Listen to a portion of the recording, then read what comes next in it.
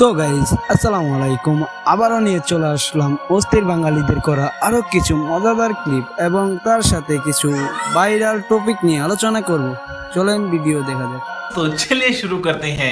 Doctor Yunus 5 বছর কেন, যদি 5 জনম ক্ষমতায় থাকে তাও বাংলাদেশের একটি সংস্কারের সহ করতে পারবে না।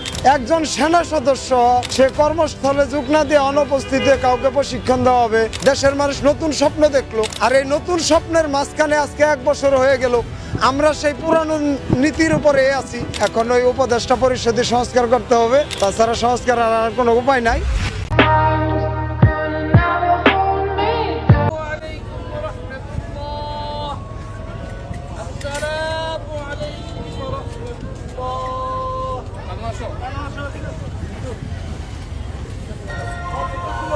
তো গাইজ কালকে সুন্দরতম পুরুষের তার বাবা মারা গেছিল, কিন্তু তার নামাজটা দেখি পড়লো তা তো ভিডিওতে দেখলেই। চলো একটা ডায়লগ শুনে আসি।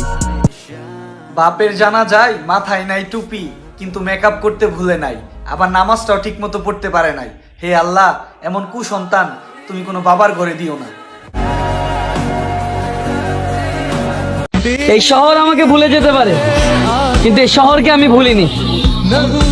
এই শহর আমাকে ত্যাগ করতে পারে, কিন্তু এই শহরকে আমি ত্যাগ করিনি।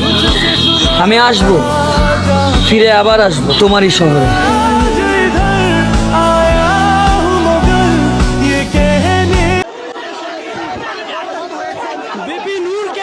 রক্তাক্ত করে ফেলছে, আসলে বিপিন নূরকে পিটিয়ে আসলে রক্তাক্ত করে ফেলছে। আমরা আসলে ভিডিওর মাধ্যমে সব দেখানো সম্ভব না, যেহেতু আমরা দেখানোর চেষ্টা করছি এটি হচ্ছে বিপিন। জামাতকে ভোট দিলে বেচতে যাবেন, তাহলে তো আল্লাহ নাই। আরে কোরআনে তো বলা আছে ব্যস্ত দোজক বানাইছে আল্লাহ, আপনার বিচার করবে আল্লাহ, বস্ত দোজক স্যাংশন করবে আল্লাহ। জামাতকে ডাক।